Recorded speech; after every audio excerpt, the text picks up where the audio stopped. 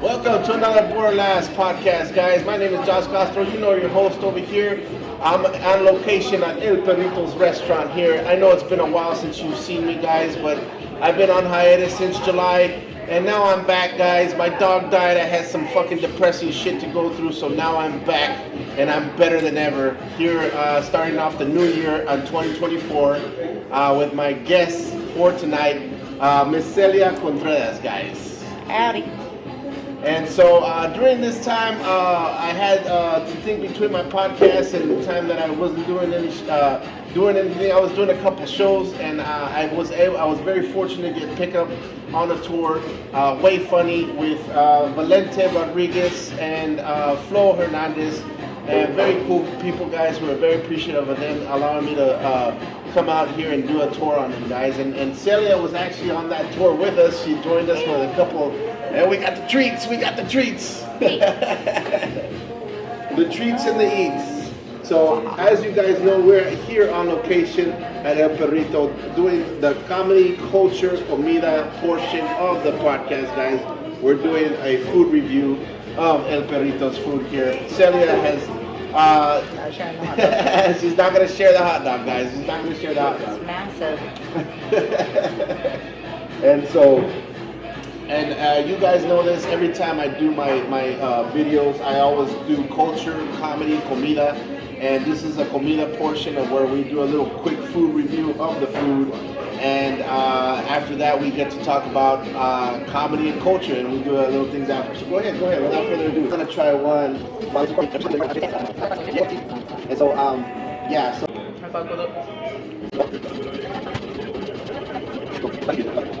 As far as the food goes, Celia, what was your favorite? Tell everybody what you tried and what was your favorite.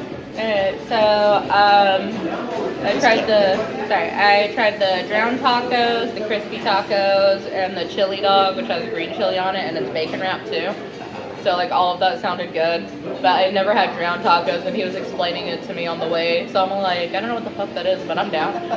But like the drowned tacos are my favorite. Like I actually want to come back here, so I gotta force somebody to give me a ride or take the bus or something.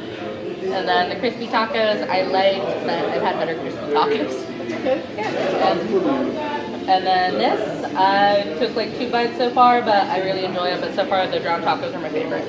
But also, I haven't gotten to the bacon part on here yet, so. So yeah, small food review, and this is, he's only expanding now. He's going to be doing a lot more stuff on his menu, guys. Come check it out. El Perritos restaurant, established in 2017 here in South Austin, Texas. We are from El Paso, specifically Central El Paso. So all of this stuff is relative to our hometown. The drowned tacos, obviously, you've seen me on my previous podcast talk about this, guys. And we're still coming to do this 2024, and we're going strong every weekend. So come and see us at El Perrito, guys. It's got some great stuff. And so come say hi. Even if you're not going to eat, just come say hi. We're going to hang out. It's going to be a cool place. Welcome to another BorderLaughs episode, guys. You know me. My name is Josh Castro. I am here at El Perritos, and I know it's been a minute since you've seen me, but you know, I'm back now, guys. I went on hiatus.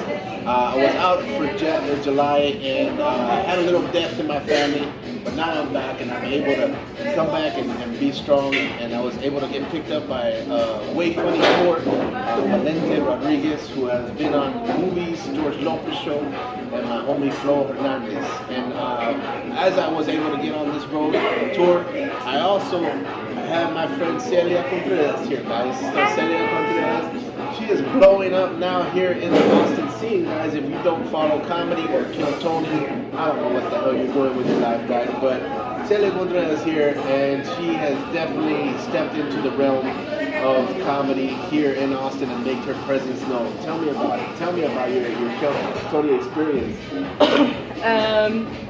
So I moved to Austin because I thought it was funny, and I had done comedy 6 years before that in Phoenix, Arizona, and my first year I started off in my hometown of Flagstaff, Arizona.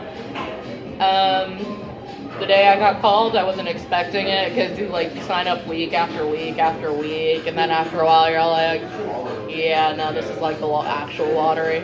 Yeah. And then I get called up one week, and it's Actually, a friend of mine, Ty Rivera's headline is the guest.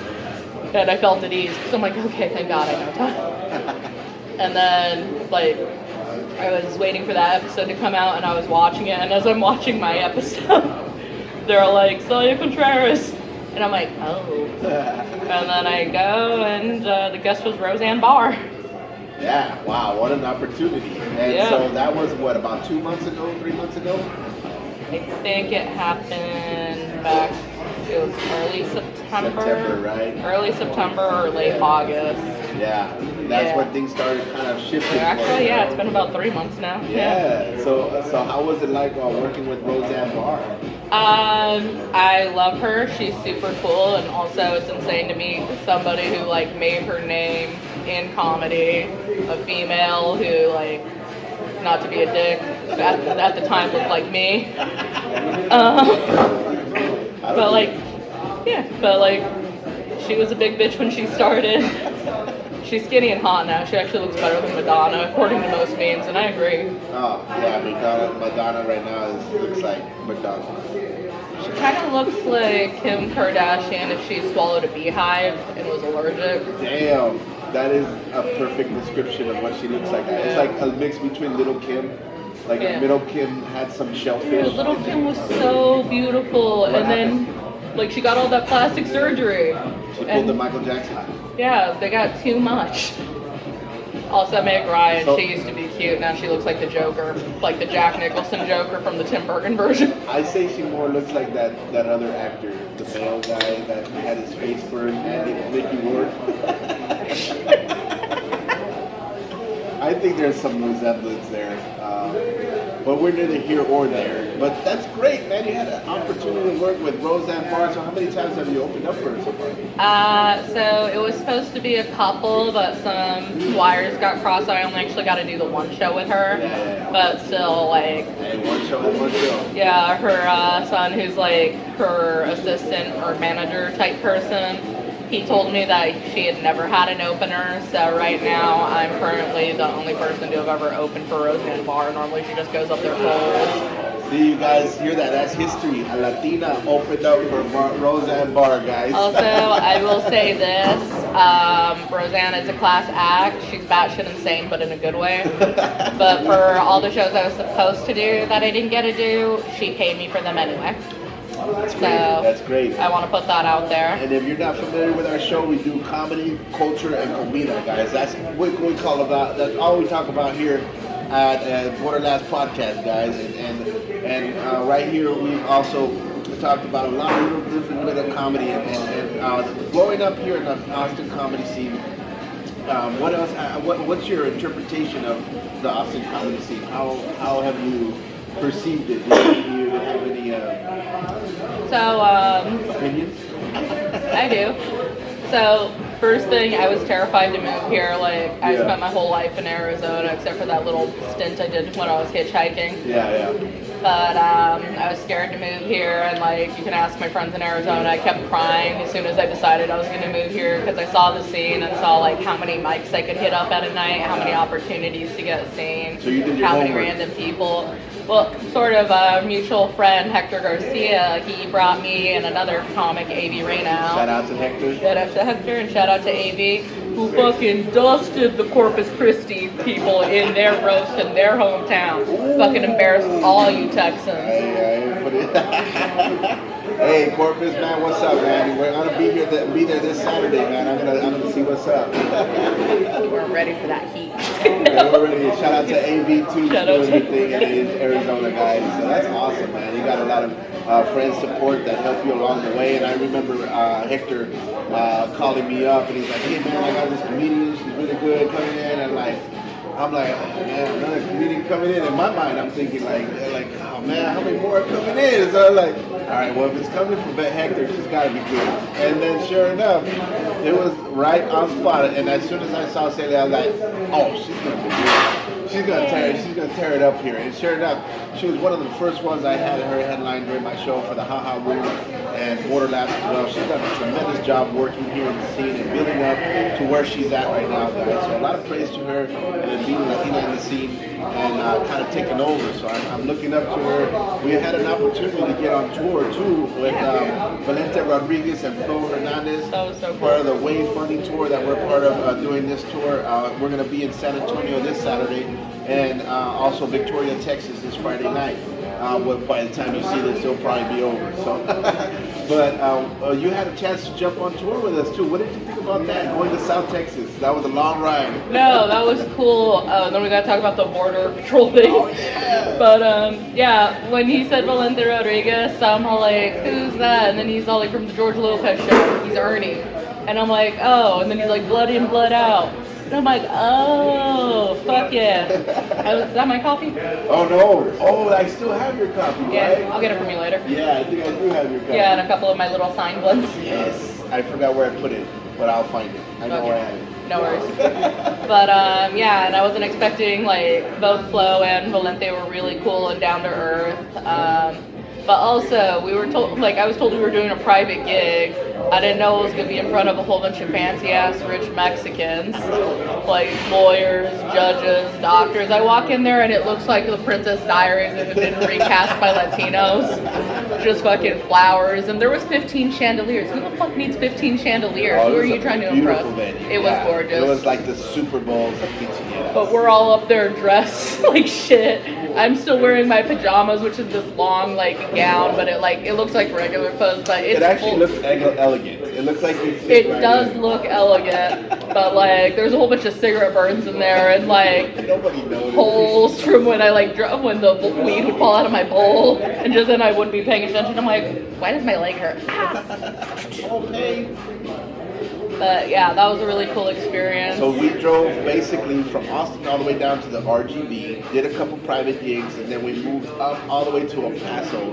And that was basically our little run from RGV to El Paso. And we did stop in Pecos, And we did stop in Pecos where on the a way. fight broke out at the end of the show. Oh yeah, Pecos, Texas. Pecos, man, you guys are wild, y'all. I have never seen so That wasn't many. even the first night that broke. That was like, think of the worst side of your city, but like the whole city. It's like, I like it.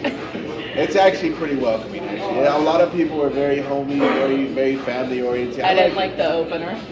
Oh yeah, he was a little weirdo. I hope you can hear. Oh, I got a video to show you of him getting his ass kicked. If Hector hasn't sent it to you yet. No. Yeah, he got kicked in the nuts and punched in the back of the head. Oh, Over man. $20. But like, the dude's kind of a slime ball. Yeah, And it was his friends who started talking loudly during the end of my set that I started talking to. I remember that. Yeah, I know. I'm like, really?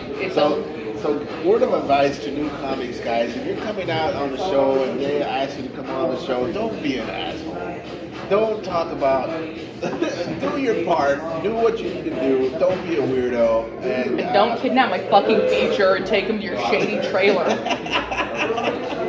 Psycho son of a bitch. Oh man, I don't even want to dive into that story, man, because that's just a whole different wormhole. I may not return back. I just be aware of who you try to get beat. Dude, that's like giving the Zodiac killer a ride and living. That's crazy. So, a lot of things that part of your success and that what keeps you going and what makes you unique as far as a comedian that I've seen is your unique ability to be a real dark comedian. And a lot of people, I think, I personally shied away from that type of comedy because I used to do it a lot when I first started, and then I started to notice that I was too dark. And I was thinking like, okay, I don't know this line. And so I backed off of it. But what I've noticed is that you didn't give a fuck. And your darkness is your truth. Yeah. And there's very little variation from, I can tell, from your comedy to your life. Is that kind of accurate? No, it is accurate, and then Just some so of many the things people that you have talk told me, it's all like, you're a talented joke writer. If you just learn to work clean or write clean, you're smart enough to write jokes and you're smart enough not to swear and stuff. And I'm like, but I do swear and I had a fucked up life. It's Yeah, like, yeah, can't you joke about happy things? And I'm like, oh, like my happy childhood? Oh wait, I didn't fucking have one. And then the dude just kind of looked at me. And see, yeah, that's the But thing. like, my life's fucked up. Well, I mean, that's the thing is that like it's very dark, and it hits a lot of what I've seen is it's transcend to a lot of women, and women really enjoy your sets too, and you talk about a lot of things that is very not topical things that a lot of women I've ever seen talk about. You know, and you talk about a lot of abortion stuff and like shit that actually happened to you, and it's very traumatic. And for To be you clear, I had miscarriages. I didn't have an abortion. Oh, sorry, Yeah. abortion. Sorry, yeah. I do have abortion jokes though. But things that other topics that you've talked about that you've gone through. Sorry to miss, No, you're good. Everybody does it, but I think it's just the way we're like trained and like conditioned to think about it. Exactly. It's like the baby died, it was automatically the bitch's fault. But also like women who had miscarriages, most of them love those jokes. But Yeah. then like the one bitch who did get mad, like the women who get mad are ones who've never had miscarriages or it was their fault. It's like nobody told you to smoke a 20 bag of rock, you stupid fucking bitch. Some raw, real shit, man. Yeah. And I think that that hits on a lot of elements of prior. A lot of one of the greats, hitting on those hard subjects, and I think that's what makes you so attractive and unique with your style and your delivery. And I love it. It's great. And when I first heard it, I was like, oh, either you're gonna be that one person in the crowd like, or you're gonna absolutely love her. And everything has been tipping over. And that's what I've noticed in the comedy scene is kind of tipped over where more people are accepting more like that dark comedy and more of that, because like I said, I started doing it and I didn't see a crowd for it. I saw a small crowd for it, but it's not as prevalent as you see it now where there's more like 5 people in the crowd that are vibing with you on that dark shit. No, you're absolutely right. And like the success like I'm starting to get and see now, I didn't think that would ever happen to me. I thought I was gonna be like a Doug Stanhope, like just having to like set up shows in bars and like being a road comic, things like that. But I mean, still, in a way, it's kind of like that is kind of where we're kind of gearing towards anyway. Yeah, but like I was like fully prepared for that too, because the clubs didn't fuck with me for the longest time, and now some of them are asking me to headline. Back then they didn't want me. Now I'm out. They all want. Right. So how is that feeling for you? Like having that kind of like success come at you so quick, or not success, but just these opportunities come as quickly as they came. It's like I do love it and I'm very grateful for everything that's happening right now, but it can be a little stressful. And I do like, I thought it'd just be for like a week or two, people coming up, it's all like, hi, can I get a selfie with you? But now it's like happening multiple times a day.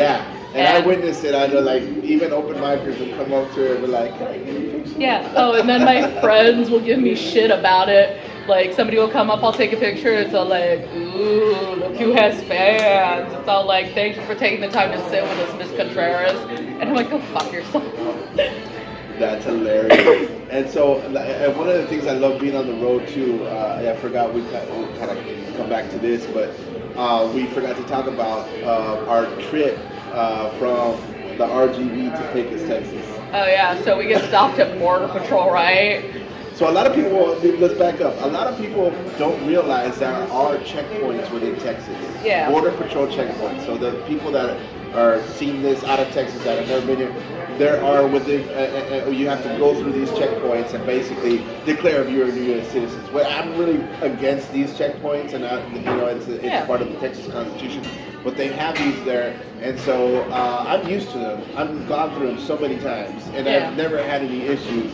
But because of the frequent issues that are going on at the border and how the things are going on, everything's hot. They basically are bored and got nothing else to do. And so we go through these checkpoints and we get stopped. And what's your term? Okay, so a couple things. Well, this is happening. Somebody who looks like he's still in high school was smuggling like people in his truck. Well, let's back up. Let's back up. We get caught. I was asleep when we get stopped. Yeah, I vaguely hear the like bark, bark of the canine dog. The dog alerted us. Mind you, I'm not gonna lie. I smoked weed. Yeah, I was like, asleep, motherfucker. She was asleep. I smoked weed like maybe an hour and a half prior to me hitting the checker. The dog gets us and signals that there's smell. What smoke? I got nothing in this vehicle at all, but a bunch of broken vape pens. Yeah. And like old cases of little cigar holders. He also had a fucking shotgun shell, but no gun. That's very suspect.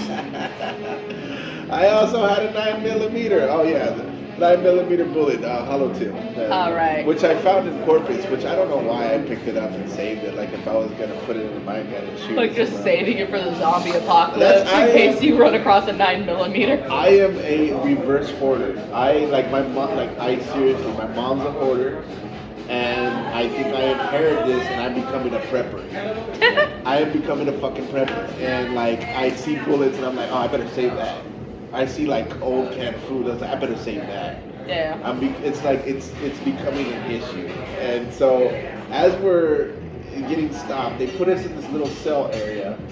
And in this little cell area, multiple cars, probably a bunch of that have drugs are passing through. And this little guy comes up no older than 21 years old? Dude, he looked like he was 18. He must have been 18 years old. And he sits next to us, and I'm already kind of shitting bricks, why are we here? Why am I doing this? So what's going on? And they're searching my car. I have nothing, but they made me feel guilty because that's what police officers do. And so as we're talking, another officer signals to the other one across that's standing next to us. Yeah. And I see him, and he says, oh, this one? Okay. And he's all, get up. You're under arrest. And sure enough, this young kid is getting busted for human trafficking. Yeah. Human trafficking. He had dudes older than him getting out of the car following Out of his truck. Yeah. They ran his shit to the truck, and they put him in cuffs and took him to the back, and I was just like, am I next? What's going on here? Right. And it was such a scene. It was really weird. It was a weird scene, and it was a weird feeling because I just felt like I was guilty of doing nothing but smoking weed prior to me hitting the checkpoint. That's fair. Also, I would like to add, Border Patrol, if you're watching this, you frisked his ass. You woke my ass up. You didn't frisk me. Next time you wake somebody up, the least you can do is feel them up. You sons of bitches. See that, Border Patrol? You couldn't. You're doing your job, man. You didn't even ask her nothing. Yeah, I asked, it's you want to frisk me too? It's do you have anything on you? And I'm a vape. It's you can't smoke it at the area you're sitting at. And it's we're outside, motherfucker. It's go fuck yourself. It's I'm sorry, I thought this was America. It's not. Apparently it's Yeah. not. So, anyways, it became an interesting experience, a fun thing to joke around. Now we can look back at it. Me, I was shedding little bricks. I don't know why. I had nothing to hide. I had nothing there. So it just made me feel uncomfortable. It put me in a space where I was just I'm guilty of something. I don't know what it is. But that's the way they're supposed to make you feel. Well, we are on our way. We hit up Pecos, and that's where we had a great tour overall. We did the show in El Paso too. What did you think about the show in El Paso? I had fun at the show in El Paso. The audience kind of had a little bit of stick up their ass. You think so? A little bit. Yeah. And it was fire friend. It's I'm a firefighter and you made me queasy. Yeah. Well, he tells me all the raw shit they talk about. Shout out to my homeboy, the firefighter. I mean, and it's mostly a lot of them are real just dirty raw guys, and they love the dark, dirty stuff. So, for him to kind of make that comment is I thought I was dark, so. But no, that was fun. So that's great that you had an opportunity over there, and then I'm glad that we were able to pull that little small tour off. And Hector was able to join us, and we're gonna probably be scheduling some more tours coming up. Hopefully, this coming March of 2024, guys. And so look out for Celia's dates and check her out, man. If you're not familiar with the comedy, please get acclimated, get familiar, because she's gonna be going places, guys. And Speaking of places, see me in Mississippi, Oklahoma, and Arizona throughout the year. There you go. And I will be in Las Vegas. Even if I'm not performing, I'm going to Skankfest, motherfuckers. Yes, and Skankfest. So tell our viewers what Skankfest is about. Alright, so Skankfest. And your history. Alright. Skankfest is everything every celebration is supposed to be. Just kidding. It's like Comic-Con and Mardi Gras had a baby for comedy fans. There you go. And like it's amazing. And so I submitted to festivals before, and all of them sent me the polite. It's like, thank you for giving us $45, but fuck you. It's all like, we're going with a white straight guy. It's all like, thanks. Big Pine Comedy Festival. Just kidding, no. Yeah. No. That's crazy. It's the same lineup every fucking year. Just kidding, no. Maybe edit that. It's all No. good. We can edit that part out. Yeah, edit that part out, but not the whole fuck Hillary Hudson thing. Just kidding. And so Skankfest is a pretty cool comedy fest. Hopefully I can apply and maybe I can get in next year or something. I don't know. That is the first festival I ever got on. The first I haven't been on a festival yet. Yeah. See, I applied to that one though. Big Pine. I will submit Big Pine. Yeah. I applied every year, and they used to have it in my hometown. So I'd pay $45 every year to be told I'm not funny enough to perform in my hometown. Yeah, even though I was like, people in Flagstaff know me, and it's a very supportive scene. Yeah. And what cracked me up is like they book like 80% of the same lineup every year, or like 60%, but it'd be the same guys, and every time they'd come to my town, call my people dumb fucking redneck hicks, make like, it's all like, oh, you're on a mountain, but they call us dumb rednecks, and they're like, well, you don't like comedy, you don't like comedy, and they're just fucking tripping balls on us. And it's like, if I'm getting paid to do a festival, like I am a drunk, but I'd wait till after my set to get drunk. So like, who fucking does that? And I learned my lesson smoking weed before a set because it makes me spacey. Ridiculous. But yeah, Skankfest is special to me because like in an industry that tells me no for so many reasons, the way I look, the color of my skin, my subject material. But Skankfest were like, yeah, we like you. And I got like, and it's funny, the week before every time I decided it's like, yeah, this isn't gonna happen. The following week something happens, but like I wake up and I see like Skankfest in my email, and I'm like, oh, this is the polite fuck you letter. But I read Skankfest, and then I see my name, Celia Contreras, offer, and like my eyes and like I clicked on it and I read it, and as I'm reading it, like I start crying, and then I start screaming, like I screamed, I'm like, ah! Like really loud and high pitched. My roommate like runs. I'm like, oh my god, oh my god. I run into the living room. My roommate comes out with his gun. He's like, what's going on? And I'm like, I got into Skankfest. And he's like, stupid bitch, I thought you were being murdered. He's like, I have to get to work. And then he goes outside, and then he comes back. He's like, sorry, I'm proud of you, but I have to get to work. And he left. And then like I'm sitting on the toilet like responding. It's all because they asked for a short bio, and I'm like, I'm a dark comedian from Arizona. Yeah, I think I applied a couple festivals, and then I got one response from one festival where I thought I got on. Yeah. I forgot which one it was, but they literally sent me an email saying, "Thank you for your submission. Although you didn't get picked, we wanted to tell you that you've had the best video quality of all the submissions that came in." I'm like, are you fucking kidding me? You're giving me a compliment on my video, and I'm the best video? But what do you mean to tell me that I gotta have a shitty quality video content, and like the ones that have better quality have shitter quality content? Like it was just, I don't even want. One of my favorite ones is I did a show and like actually dressed nice and like wore lipstick for once. Yeah. But I do my set and it crushes. I get off stage and the booker of the venue, she looks at like everybody's like coming up, giving me like fist bumps and stuff. And she comes up to me, she's like, you actually look nice today. Didn't say a damn thing about my set and then walked off. What the fuck? I know. Some people, man. I know. Well, that's crazy. So we've reached the final portion of our podcast, which is the food review, guys. This wouldn't be a podcast review, BorderLaughs podcast, if we did not include our homeboy El Perritos, Ivan Enriquez, who had just moved into the restaurant, guys. If you didn't notice in the background, he did have the mural. My old episodes, you're not going to see these murals. And from now on, you're going to see the mural in the background, and I'm going to put a little shot of it as we after the podcast. But other than that, guys, I think that wraps up our podcast for the day. I just wanted to ask you, where can people find you online? Alright, so for YouTube, just type in Celia Contreras comedy and I'll pop up. It'll be like my picture, it's a little Day of the Dead face. You found the right one. For Instagram, it's Celia, Celia _ the letter A _ gram, GRAM, like Celiagram. I used to sell weed when I made that up, or when I joined Instagram, and then didn't look at it until I started doing comedy. And then just Celia Contreras on Facebook, but I'm really hard to find on Facebook for some people. I don't know why.